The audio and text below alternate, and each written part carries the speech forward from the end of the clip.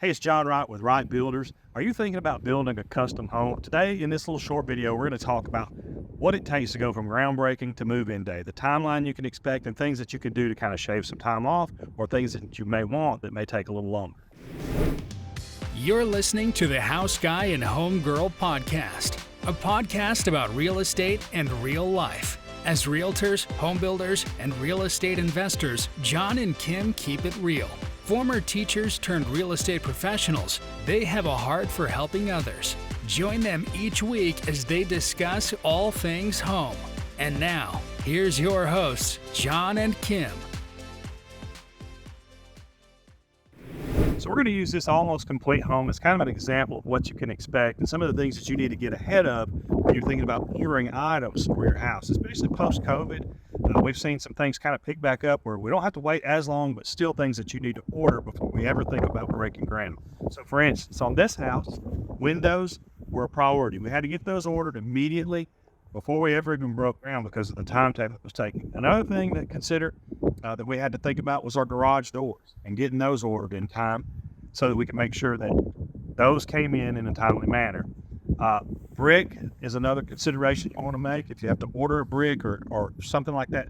A lot of the things on the exterior of your home may have to be special order, especially for your doors and windows. You want to make sure that you get those ordered ahead of time so your framer's not waiting on those when the time comes for it. Now let's transition to the inside of the house and talk about some things in the timeline associated with interior finishes. So there's a lot of things to consider on your interior finishes. Are you going to do specialty trim like we did here? You're going to do an accent wall. Those things are great and they make a beautiful finish to your home, but they also take a little extra time. Your painter has to change out brushes and rollers for this, and it's probably going to be an additional charge. Your trim carpenter has to take some extra time to put these extra features in. And so all of that can add to the timeline that it takes to build your home. Cabinetry is an area that you really need to be ahead of, just like your windows and doors on the outside. If you don't have a good cabinet maker on the books when you start your house, more than likely you're going to spend time waiting in the construction process for them to get those installed. Another thing you're going to want to think ahead about is your floor finishes. If you're going to use a specialty tile or something like that, you may have to order ahead. If you're using in-stock finishes, that you can pick up at Lowe's or a flooring store locally, it's not as big a deal. But in this pattern tile, we had to special order this, and it took a couple weeks to come in. So you want to make sure that as you're coordinating your labor, your guys that are going to install it, that you also have your materials there so that they're not waiting around or having to come back and charge you extra trip fees. So now that you got your interior door ordered, it came in on time and the inside is sealed up, you want to think about the interior finishes that you may have to special order. Like this light fixture. It took about 6 to 8 weeks for us to get this light fixture in special order. And like stair parts. Stair parts are basically like a piece of furniture. So you have to have all these parts pieced together. But it takes a while to get those pieces in. And then you have to have a good trim carpenter on hand who can put it together for you and make it look really nice.